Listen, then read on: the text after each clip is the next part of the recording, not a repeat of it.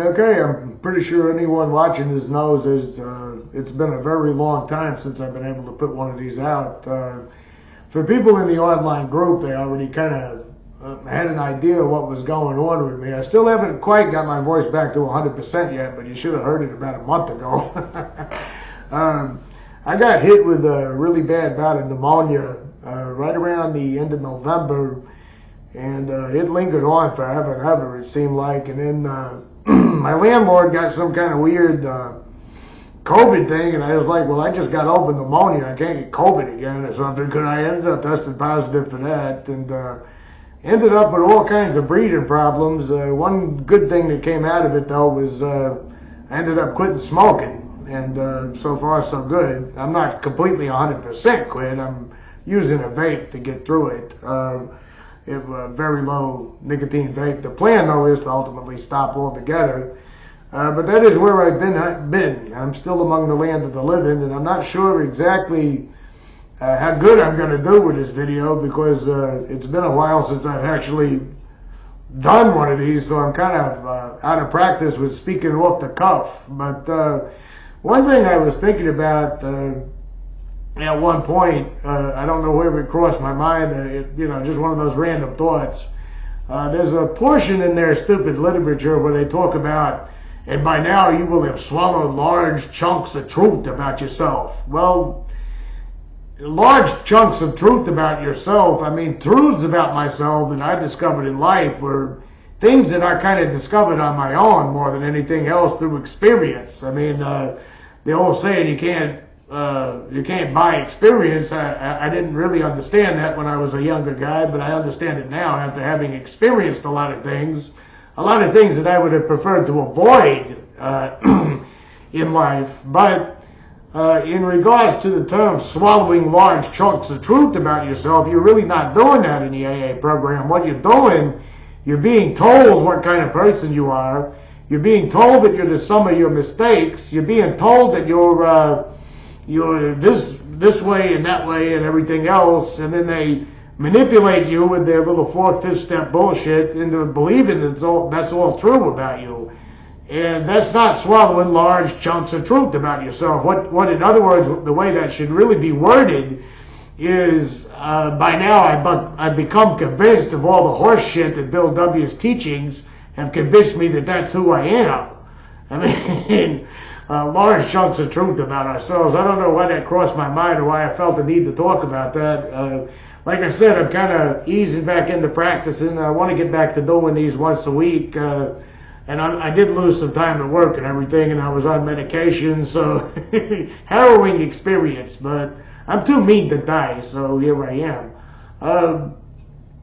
When it comes to actually discovering truths about yourself, you're not going to be able to discover truths about yourself if you're just going to list a bunch of negative attributes, negative affirmations, negative self-talk, and all these other things where you're just being told that you're just this horrible human being that's doomed to drink again no matter what, unless you're relying on them for the rest of your life.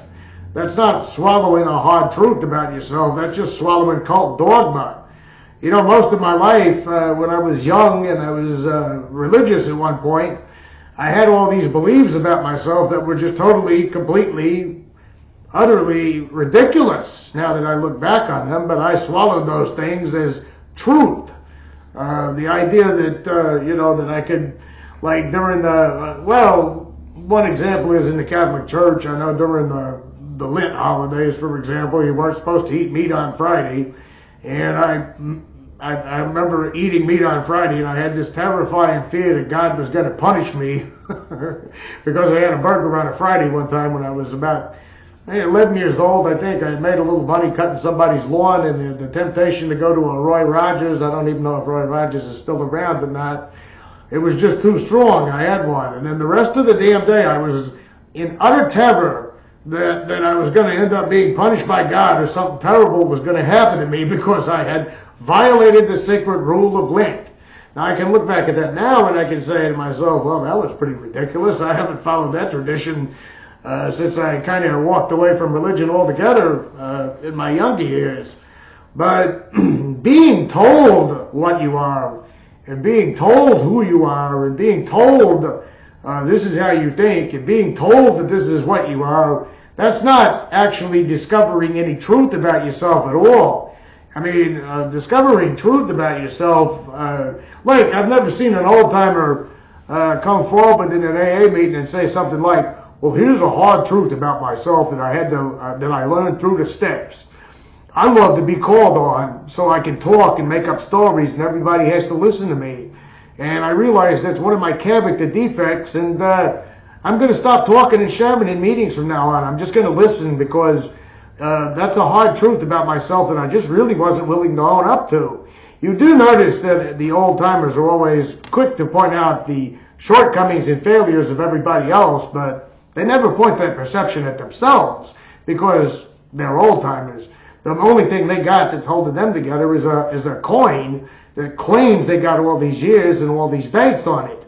But if you notice, another thing about this is that AA's version of the truth is assuming the very worst about everybody for every deed they do, even if it's a good deed.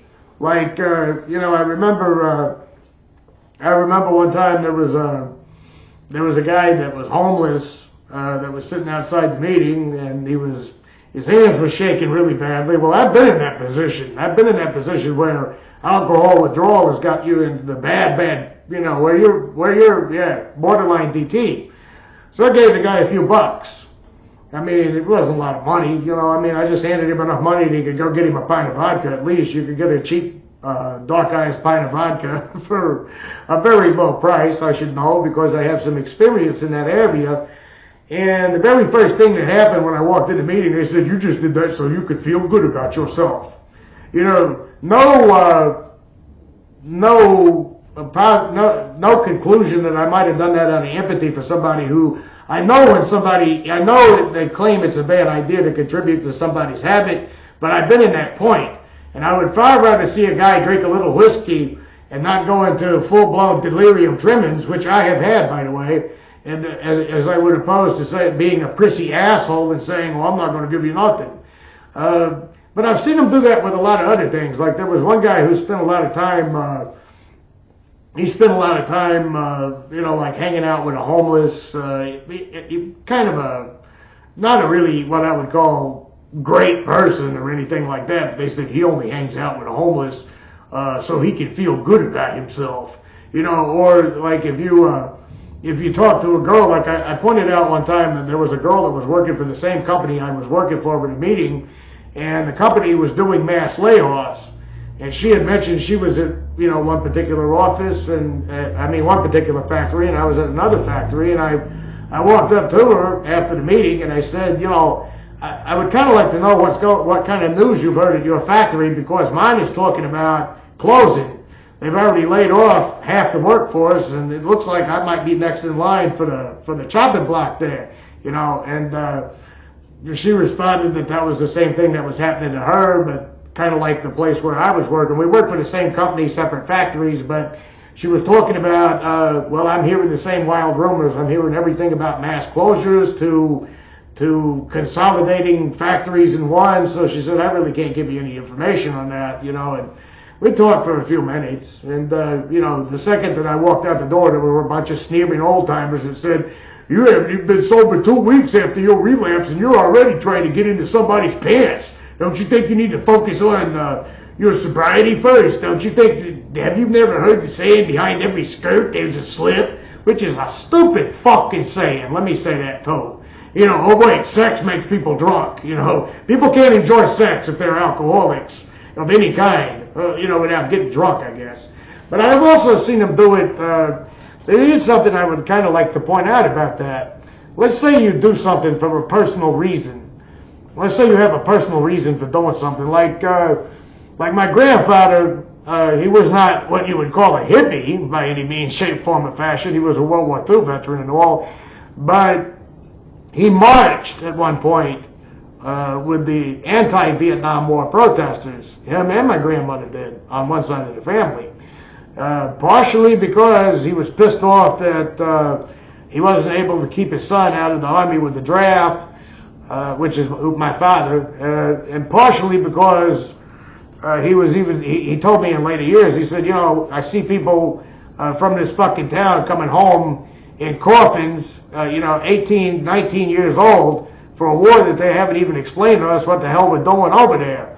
So you could say he was marching in the protest for personal reasons. You could say he was marching in the protest because you could say something like, well, you're only doing that because your son's over there and because of these people in his hometown. Does that lessen his sincerity for the cause he was fighting for? Or does that lessen his sincerity about saying, I don't think we should be in Vietnam at the time? Does that lessen that in any way, shape, form, or fashion? Like, there are certain people I know that campaign on healthcare reforms simply because of experiences they had in the past. Like, I know one lady that was campaigning against, it was a certain kind of medical program in the state, because when she got breast cancer when she was very young, she almost died due to a bunch of insurance fuck-ups on the parts of other people, which made her politically motivated to get involved in healthcare reform. Now, you can say, oh, you're only doing that because you want to reform healthcare just because you had bad experience. Does that make any goddamn difference whatsoever?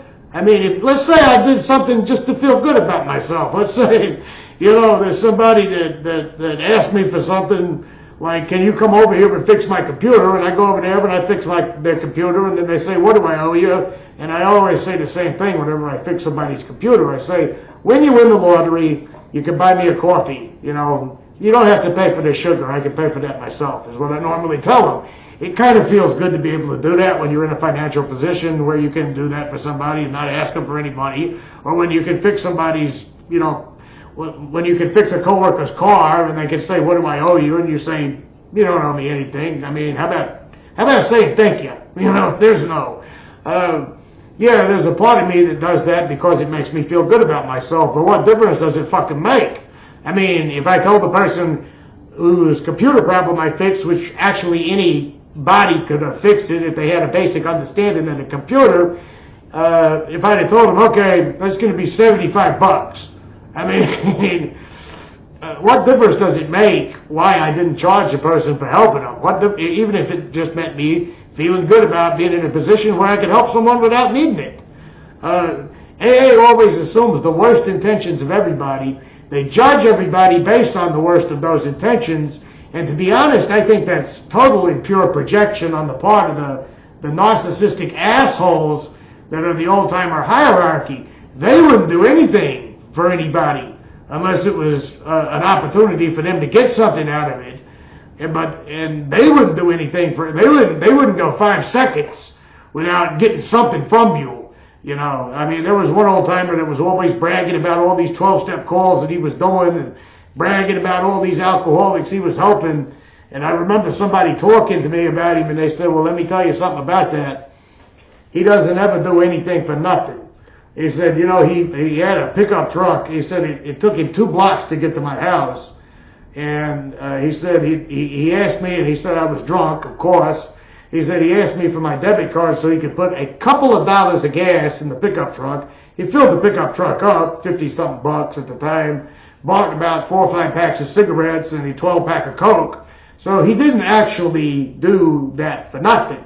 And I heard several stories about that kind of thing. So I guess the reason AA assumes the very worst about everybody, the reason AA assumes the only reason you would do anything for anybody is for some kind of feel-good euphoric rush, which they're incapable of doing, because they don't seem to feel good about doing anything but inflicting pain and misery upon other people, judging the less fortunate, making fun of relapses, talking shit about people behind their backs, preying on newcomers, both financially, and sexually exploiting vulnerable people. Those are the things they seem to do that make them feel better about themselves. So of the two, I would rather do something nice for somebody if it's just to make me feel better about myself than steal money off a vulnerable person living off the streets and deal them drugs so I could do something to them in order to feel good about myself. AA assumes the worst of intentions about everybody